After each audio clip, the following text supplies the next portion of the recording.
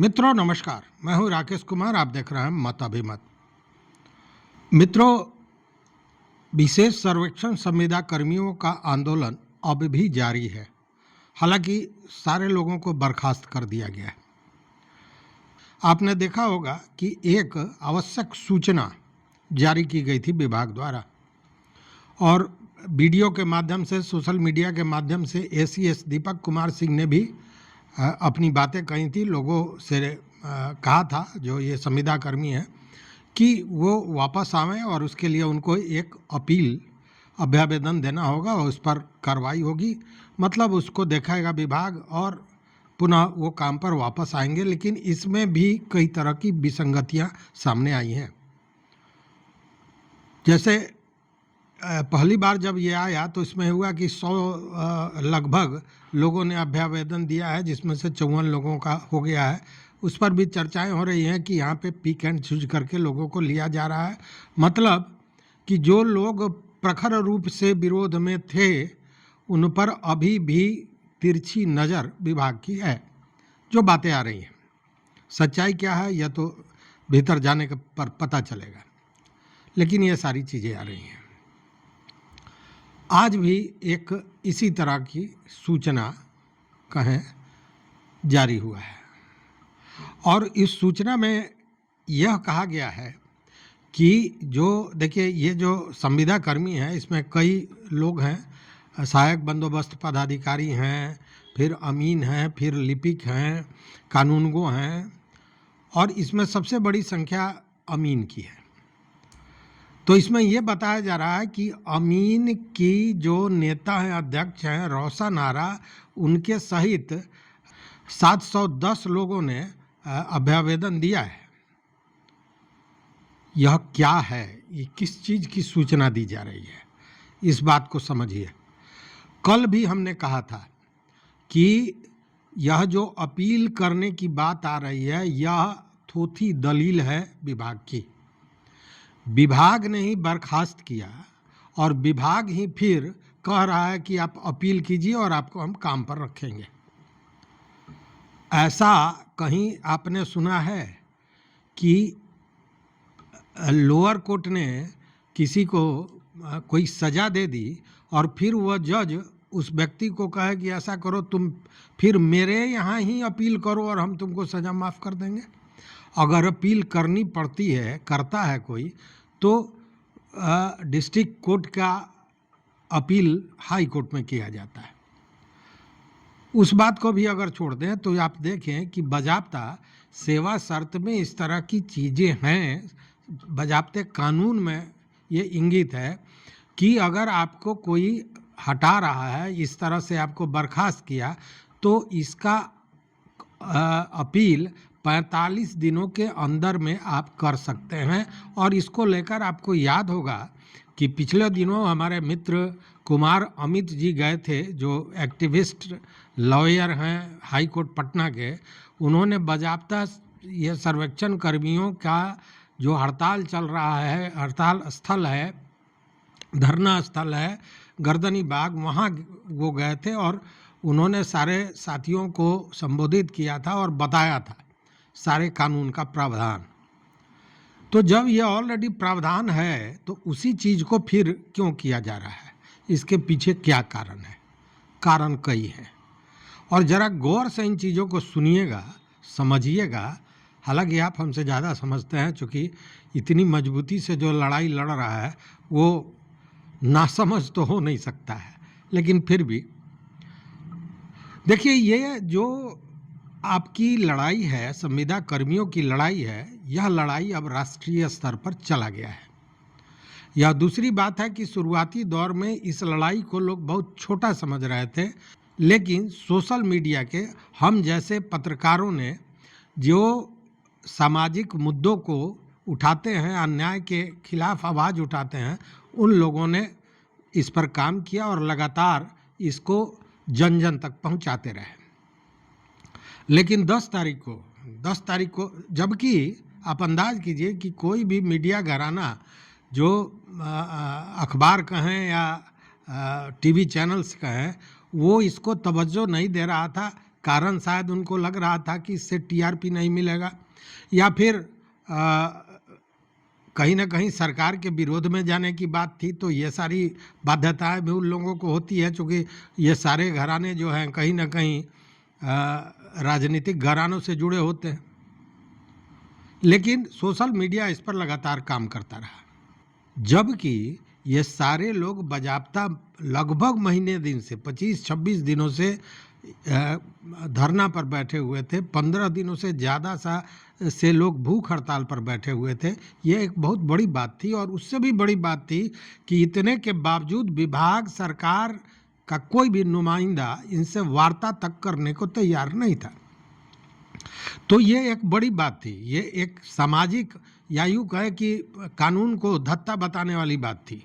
जो एक व्यवहारिक पक्ष होता है वो तो पूरी तरह ध्वस्त कर दिया गया था, लेकिन किसी मीडिया घराने ने इसको नहीं लिया। लेकिन मजबूर कब हो गए, जब यह मामला बीजेपी कार्यालय के घेराव का हुआ और उस पर लाठियां चली।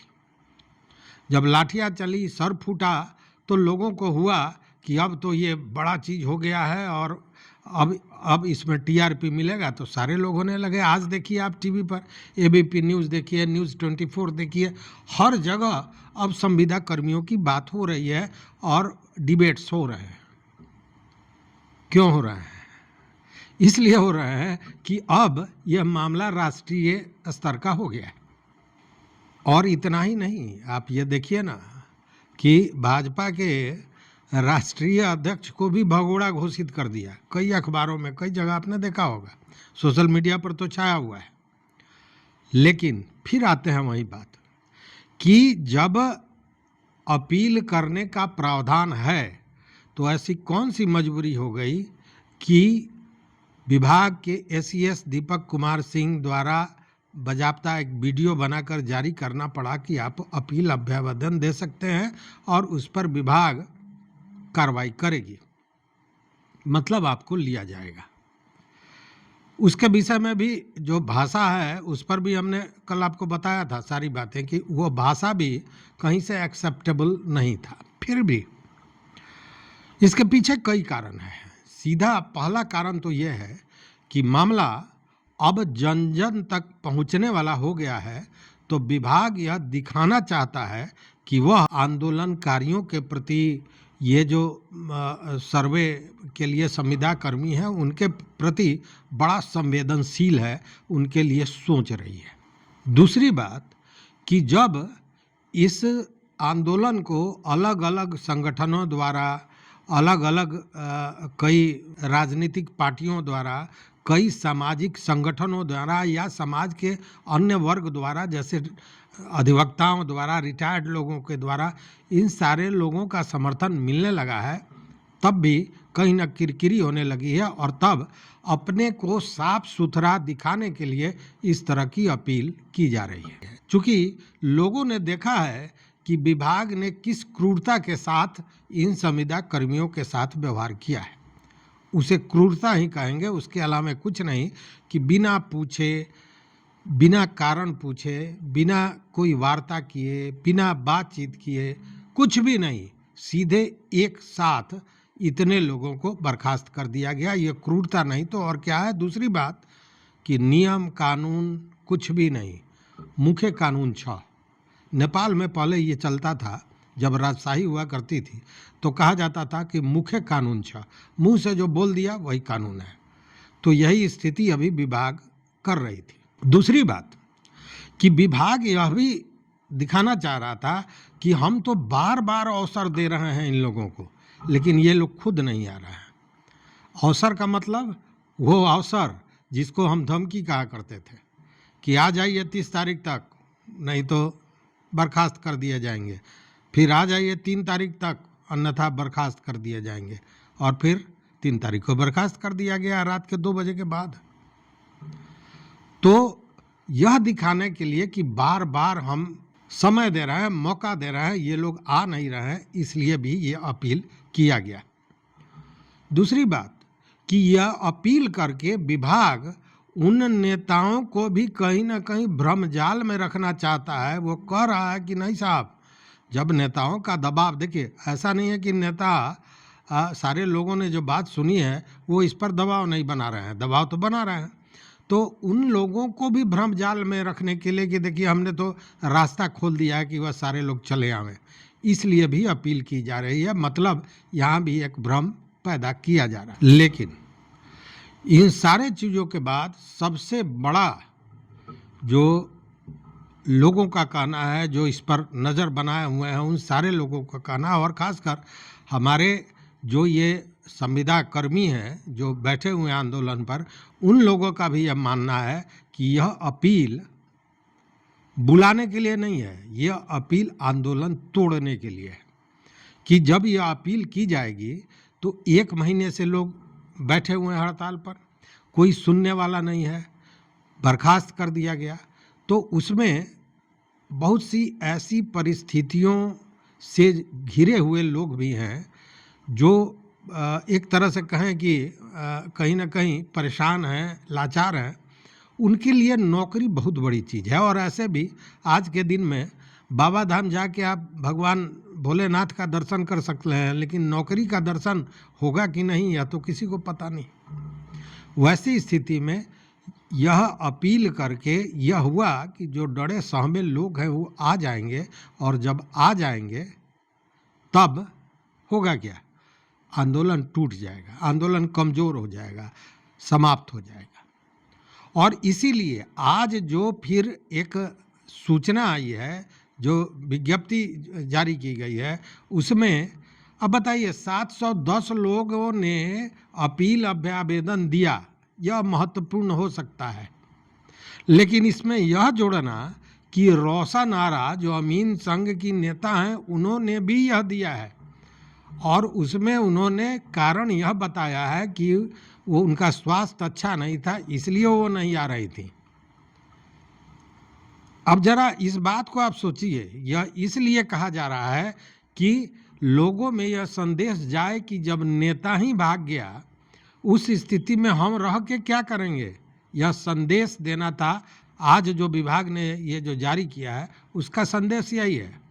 मतलब कि अमीन संघ को ये बता देना है कि सेनापति भाग गया, अब सेना अकेला लड़ेगा तो कैसे लड़ेगा, मतलब फूट पड़ जाए, टूट पड़ जाए, आंदोलन समाप्त हो जाए।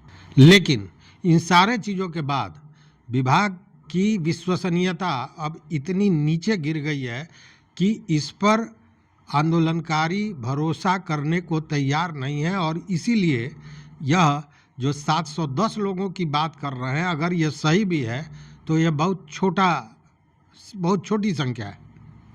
क्योंकि ऐसा कौन होगा जिसको नौकरी हो और वो नौकरी नहीं चाहेगा। तो अगर नहीं चाह रहा है तो उसके पीछे तो कारण है, और कारण यह है कि उसके साथ जो अन्याय हुआ है उसका न्याय अब भी उसको नहीं मिल रहा है, और जो शोषण और प्रताड़ना हो रहा था उसकी पुनरावृत्ति होती दिख रही है उनको, इसलिए कोई जाने को तैयार नहीं है। जब यह सूचना आया पहली बार विभाग का, उस समय दिया गया था कि 100 लोग का आवेदन प्राप्त है, और उसके बाद वो अपील आया, और जब वो विज्ञप्ति आई, वो सूचना आई, और उस सूचना के बाद 710 का मतलब कि लगभग 600 लोग, कहाँ 13,000 संविदा कर्मी, उसमें से 600 चल ही गए, या 10,000 ही मान के चलिए, तो कौन सा बड़ा पहाड़ टूट गया। ऐसे भी आप जानते हैं कि लंका में विभीषण होते हैं, कारण जो भी हो। तो खैर ये सारी चीज़ें हैं। अब सवाल एक और है कि इनको बर्खास्त क्यों किया गया है। तो जब एक बार बर्खास्त कर दिया गया तो फिर बुलाने की आवश्यकता क्यों पड़ रही है। उसके पीछे एक सबसे बड़ा कारण यह है कि यह भी डर है कहीं ना कहीं कि अगर ये सारे लोग अपील में न्यायालय में चले जाते हैं, उस स्थिति में जिस तरह से कानून की धज्जियां उड़ाते हुए जो एक नैसर्गिक कानून होता है उसको भी नहीं देखा गया, और उसके बाद जैसे 7,500 से भी ज़्यादा 7,900 के लगभग लोगों को जो बर्खास्त कर दिया गया है, उस पर विभाग, उनके अधिकारियों और सरकार की बड़ी फजीहत होने वाली है न्यायालय में। चूँकि न्यायालय यह नहीं देखेगा कि आपका नाक कितना बड़ा है। न्यायालय तो सीधे देखेगा कि आपने गलती की, किन परिस्थितियों में की। और नैसर्गिक न्याय का मतलब है कि एक व्यक्ति को, किसी को जो नौकरी दी जाती है, उसको जो वेतन मिलता है, उसका पर्सनल नहीं होता है, वो पूरे परिवार का होता है, पूरे घर का होता है। उसके माँ बाप, पत्नी, बच्चे सारे उसमें इन्वॉल्व होते हैं। तो लगभग 7,900 लोगों को हटाकर आपने जो किया है बिना कानून का पालन किए हुए, उस पर न्यायालय का डंडा तो चलेगा। और यह भी एक कारण हो सकता है कि उसके पहले एक तर्क रखने के लिए तैयार करना कि हाँ साहब, हमने तो मौका दिया। एक कारण यह भी माना जा सकता है।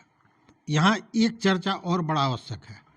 कई जगह आपने देखा होगा, हमने भी इंटरव्यू में देखा कि कई लोगों ने कहा कि ये सारे लोग संविदा पर थे और संविदा का काम जब समाप्त हो जाता है, चूँकि विशेष काम के लिए, विशेष सर्वेक्षण के लिए रखा गया था, तो जब काम खत्म हो जाता है तो हटा दिया जाता है। तो जब काम खत्म हो गया था और इनको हटा दिया गया, जबकि जून जुलाई में ही फिर 11 महीना के लिए एक्सटेंशन दिया गया था, तो अगर ये समाप्त हो गया किसी भी कारण से, जो परियोजना में, योजना में लगे थे वो समाप्त हो गया, तो कल आप कह रहे थे कि समाप्त हो गया और आज फिर आप ले रहे हैं, इसका क्या मतलब हुआ? मतलब कि या तो उस समय आप झूठ बोल रहे थे या अभी आप झूठ बोल रहे हैं। यह भ्रमजाल है विभाग का। बहरहाल कारण कई हैं और कई तरह से इसका विश्लेषण किया जा सकता है, लेकिन सच्चाई यही है कि यह मामला अब रुकने नहीं जा रहा है। रुकने इसलिए नहीं जा रहा है कि यह राष्ट्रीय स्तर का हो गया है। अब आप अंदाज कीजिए कि कितना बड़ा मामला हो गया है कि जिन लोगों को मुट्ठी भर समझकर, कितने हैं, 13,000 हैं, कितने लोग हड़ताल पर हैं, तो 10,000 हड़ताल पर हैं, उसमें से भी कुछ लोगों को तोड़ने की बात हुई। तो इनसे क्या होगा? क्योंकि मुझे याद है शिक्षकों का, जहां लाखों लोग आ रहे थे, उन पे लाठियां चल रही थी और कई महीनों तक वो बवेला चला था। और लाठियां भाजी जाती हैं, लोगों को हटाया जाता है, ये तो पुरानी कहानी है। तो इन पर भी लाठियां भाजी गई और लोग को लगा कि ये मुट्ठी भर हैं, भाग जाएंगे। लेकिन इन मुट्ठी भर लोगों को जो सहयोग मिल रहा है, देखिए अब ये लड़ाई, बड़ी महत्वपूर्ण बात मैं बता रहा हूँ, अब ये लड़ाई केवल विशेष सर्वेक्षण संविदा कर्मियों की नहीं रह गई है, यह लड़ाई बन गई है सभी विभागों में जितने भी संविदा कर्मी हैं उनकी। भले वो आपके साथ खड़े ना हो, लेकिन सारे लोगों का सपोर्ट आपके साथ है और वह माहौल बनाने में सबसे ज़्यादा काम कर रहा है। और वही कारण है कि अब भी इस आंदोलन की स्थिति इतनी बड़ी हो गई कि जब दूसरे दिन, मतलब कल की बात मैं कर रहा हूँ, कि भाजपा कार्यालय पर सारे लोग चले गए, तो न पुलिस को हिम्मत हुई कि लाठियाँ चलाएं, और दूसरी बात कि स्थिति ऐसी हो गई दयनीय कि उप मुख्यमंत्री विजय सिन्हा भी आकर कहते हैं उनकी बातों पर भी विश्वास कोई नहीं करता है, चूँकि पूर्व में भी उनसे मिलकर सारे लोगों ने अपनी व्यथा कथा बताई थी, लेकिन उन्होंने कुछ नहीं किया।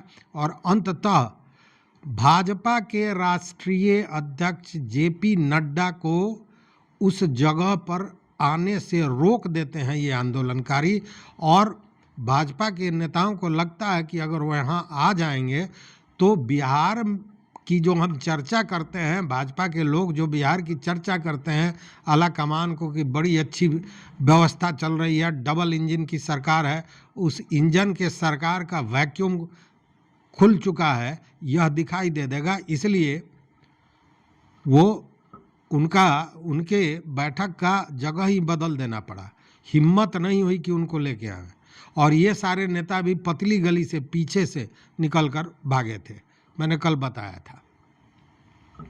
तो कहने का मतलब यह है कि समर्थन सारे लोगों का मिल रहा है और अपील के पीछे मकसद कहीं भी विभाग का यह नहीं है कि इन लोगों को वापस लेना है। अरे वापस लेना है तो अब भी मौका था कि ये बुलाते, आपसे बात करके अपील हम क्यों करेंगे? आपने हटाया किस आधार पे?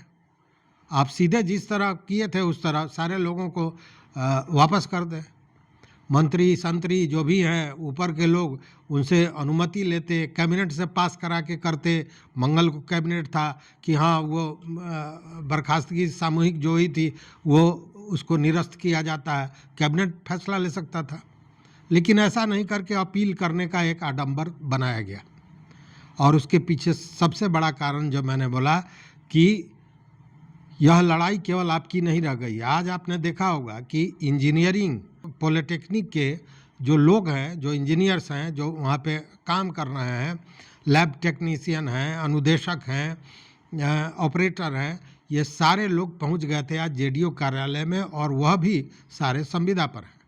और वही कष्ट है जो राजस्व से जुड़े हुए इन संविदा कर्मियों की है। उतना ही नहीं, अभी आप देखिए राजस्व विभाग का वही हाल है। स्वास्थ्य विभाग में भी एनएचएम, आशा, ममता, अन्य जो अनुबंध पर लोग हैं उन लोगों ने भी मांग शुरू कर दी है। पहले भी हुआ था, हालांकि आशा वगैरह का तो कुछ मानदेय बढ़ाया गया। अगर स्कूल और शिक्षा विभाग की देखें तो वहाँ भी आईसीटी, लैब टेक्नीशियन वगैरह कई पद हैं जो संविदा पर रखे गए हैं। कंप्यूटर ऑपरेटर भी वहाँ संविदा पर हैं। उसी तरह पंचायती राज विभाग में या ग्राम पंचायत स्तर पर देखिए बहुत से लोग डाटा एंट्री और तमाम तरह का जो काम कर रहे हैं सारे संविदा वाले हैं। उसी तरह खाद्य और उपभोक्ता संरक्षण में जो लोग हैं जो राज्य के निगमों में काम कर रहे हैं उसमें भी मैक्सिमम लोग संविदा पर हैं। उसके अलावा भी बहुत से ऐसे विभाग हैं जहाँ पे काम करने के लिए इंजीनियर, जूनियर इंजीनियर या सहायक असिस्टेंट इंजीनियर, सहायक अभियंता, इन लोगों को संविदा पर रखा गया है। इसीलिए अब यह संख्या जो 13,000 हो रही थी, ये 13,000 नहीं है, ये लाखों में चली गई है। और यह अंतिम मौका है सरकार का, अंतिम मौका है सरकार के लिए। विभाग का कुछ बनता बिगड़ता नहीं है, क्योंकि कोई एक आईएएस पदाधिकारी या कोई जिस रैंक पर पदाधिकारी है उसको कोई 4th ग्रेड का एम्प्लॉय बना नहीं सकता है, वो बना रहेगा। विभाग बदल सकता है, जगह बदल सकती है, ये अलग बात है, लेकिन वो अपने पद पर रहेगा। लेकिन जो सरकार का पद है, जो कुर्सी है, वो रहेगी कि नहीं रहेगी यह कहना मुश्किल है। वैसे में ये मौका है सरकार के लिए कि अब भी चेत जाए, सारे लोगों को बुलाए, एक वार्ता करे। इसमें ऐसा कोई भी, चूँकि सारे पढ़े लिखे लोग हैं, ऐसा कोई भी नहीं है जो वार्ता के लिए तैयार नहीं होगा। और सरकार अगर अपनी बात को समझाने में सफल होती है तो सारी बातों को ये लोग मान लेंगे। कोई ज़रूरी नहीं है, पैसा ही बहुत महत्वपूर्ण नहीं है। इनको जो गारंटी चाहिए, सुरक्षा चाहिए, अपने जीवन की सुरक्षा, मतलब अपने नौकरी की सुरक्षा, उतना भी दे दे तो ये सारे लोग मुझे लगता है मान जाएंगे, क्योंकि सारे विवेकशील लोग हैं। अगर नहीं होते तो अब तक ये आंदोलन भी समाप्त हो गया रहता और अपना पीठ भी थपथपाते हुए नजर आते विभाग के पदाधिकारी और कहते कि हमने तो आंदोलन को समाप्त कर दिया, उड़ा दिया गुड्डी की तरह। लेकिन पड़ गया उल्टा, लंका लगा दी इन लोगों ने। देखिए आगे क्या होता है। मित्रों, चैनल पर नए हो तो सब्सक्राइब कीजिए, लाइक कीजिए, दोस्तों के साथ शेयर कीजिए और अपना विचार जरूर दीजिए। देखते रहिए मत अभिमत। बहुत बहुत धन्यवाद, कोटिशा आभार।